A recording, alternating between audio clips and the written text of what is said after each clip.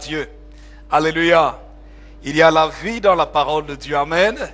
Dites à quelqu'un à côté de vous, il y a la vie dans la parole de Dieu. Béni soit le Seigneur. Amen.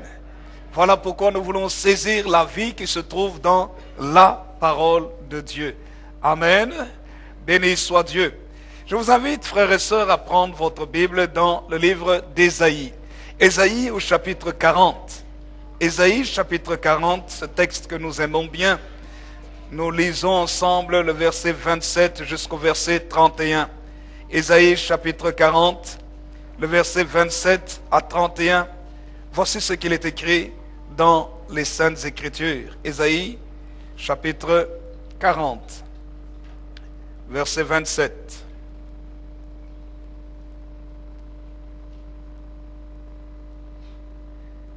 Ésaïe chapitre 40. Dès que vous avez trouvé, nous lisons tous ensemble la parole de Dieu. Versets 27 à 31. Nous lisons ensemble Ésaïe 40, 27 à 31. Lisons tous, je vous prie, lisons. Pourquoi dis-tu Jacob, pourquoi dis-tu Israël, ma destinée est cachée devant l'Éternel. Mon droit passe inaperçu devant mon Dieu. Ne le sais-tu pas, ne l'as-tu pas appris? C'est le Dieu d'éternité, l'Éternel, qui a créé les cieux, les extrémités de la terre. Il ne se fatigue point, il ne se lasse point. On ne peut sonder son intelligence. Il donne de la force à celui qui est fatigué et il augmente la vigueur de celui qui tombe en défaillance. Les adolescents se fatiguent et se lassent, les jeunes hommes chancellent. Mais ceux qui se confient en l'Éternel renouvellent leur force, ils prennent le vol comme les aigles. Ils courent et ne se lassent point, ils marchent et ne se fatiguent point. Amen. Quelqu'un dit Amen.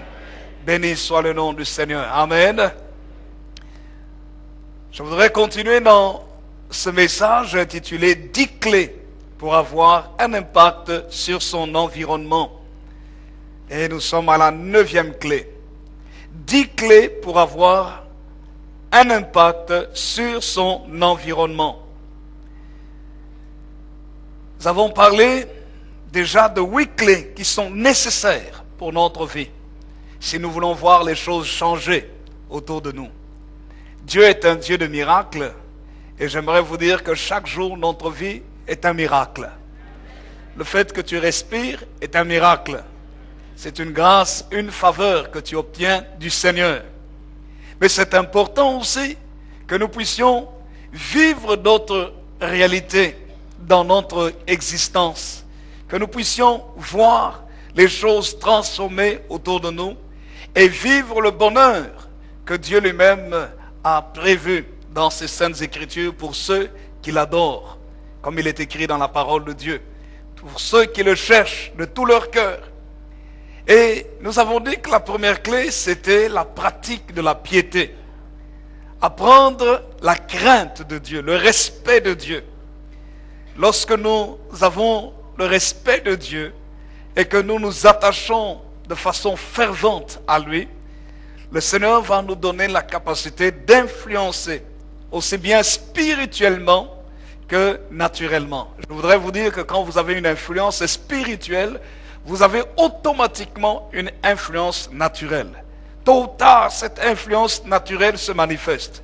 Parce que le monde n'est pas géré par le matériel que nous voyons. Le monde est géré par l'esprit d'abord.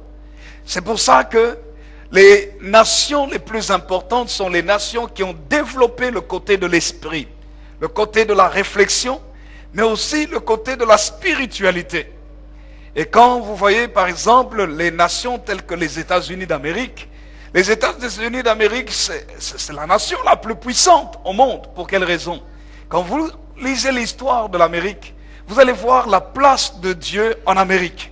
La place de Jésus à la première place en Amérique.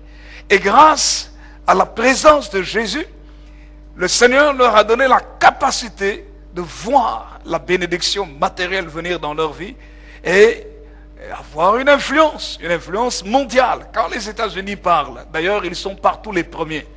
Il y a des catastrophes au Japon, les premières personnes à qui on demande de l'aide, ce sont les États-Unis d'Amérique. Il y a des problèmes en Libye. Les premières personnes à qui on demande quelque part d'intervenir, c'est l'Amérique. C'est vrai que les Nations Unies peuvent se lever, mais derrière tout cela, vous voyez le poids de l'Amérique qui est derrière. Il y a des catastrophes en Haïti, tremblements de terre. Les premières personnes arrivées sur place pour aider les gens et prendre possession de tout le territoire, c'est encore les Américains. Ils sont partout, partout au monde. Mais d'où vient qu'ils soient les premiers partout? Mais c'est parce que quand vous allez aussi aux États-Unis, vous allez voir aussi que 365 jours sur 365, des lieux de culte sont remplis, des stades sont remplis, où les hommes vont prier et adorer le Seigneur Jésus-Christ. Quand c'est la période des élections, les présidents savent très bien que s'ils veulent gagner les élections, ils doivent gagner les chrétiens. Parce que c'est un pays chrétien. Un pays, les États-Unis, la base même des États-Unis, c'est le protestantisme. Il y a plus de protestants aux États-Unis que des catholiques. C'est le protestantisme, même s'il y a toutes les confessions sont là.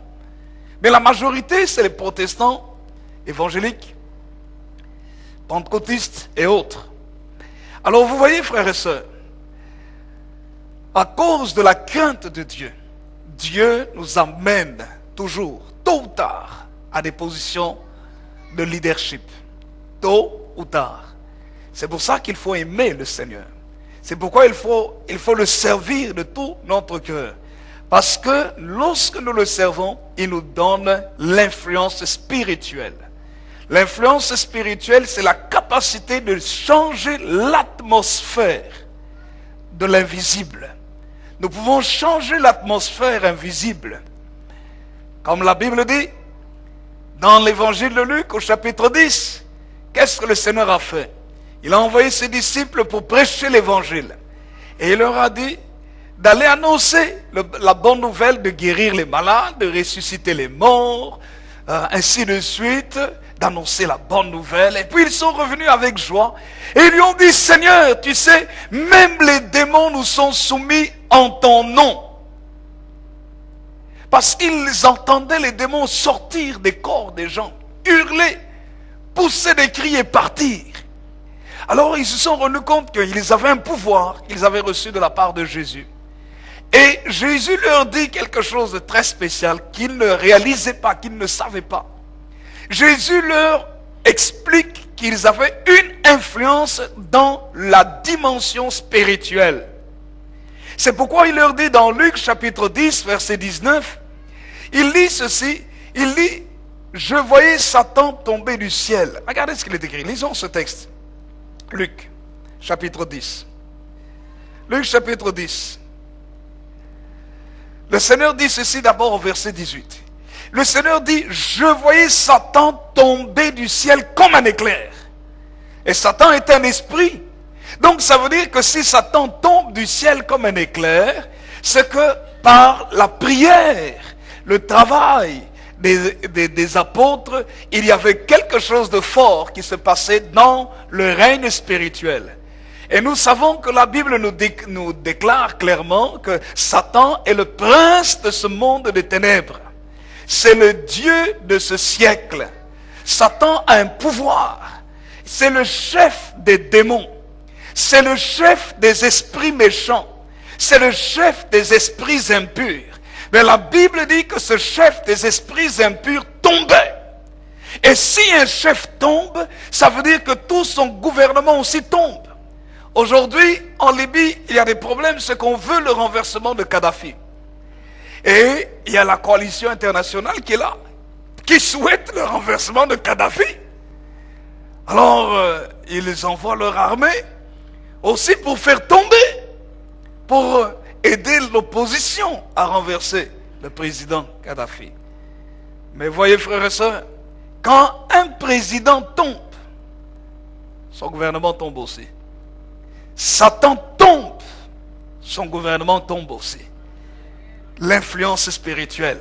Et la Bible nous dit Jésus dit, je voyais Satan tomber du ciel comme un éclair. Et qui le faisait tomber? C'était des hommes. Mais quels hommes? Des hommes qui avaient la foi dans le nom de Jésus-Christ. Vous savez, c'est la raison pour laquelle le diable n'aime pas que les gens viennent à l'église. Parce que le diable sait que quand quelqu'un vient à l'église, il va découvrir le pouvoir qu'il y a dans le nom de Jésus-Christ. Et quand quelqu'un connaît le pouvoir qu'il y a dans le nom de Jésus-Christ, le royaume de Satan dans sa région est en danger. C'est pourquoi le diable amène les chrétiens à se disputer, à se diviser, à être lourd pour venir à l'église, mais très rapide pour aller dans des fêtes païennes. Le diable est spécialisé dans tout ça parce qu'il connaît les réalités spirituelles. Il sait que quand quelqu'un appréhende les réalités spirituelles, quand quelqu'un maîtrise ou a la révélation des réalités spirituelles, c'est fini pour son royaume. Et c'est pour cela que la Bible nous dit clairement qu'il aveugle l'esprit des hommes. Dans 2 Corinthiens chapitre 4, verset 4, la Bible nous dit clairement, le Dieu de ce siècle, qui est le Dieu de ce siècle? Satan le diable. Le Dieu de ce siècle a aveuglé l'intelligence des hommes. Pourquoi? Pour les empêcher de voir briller la splendeur de l'évangile de gloire de Jésus-Christ. Donc quand les gens ignorent la réalité spirituelle, mais le diable règne.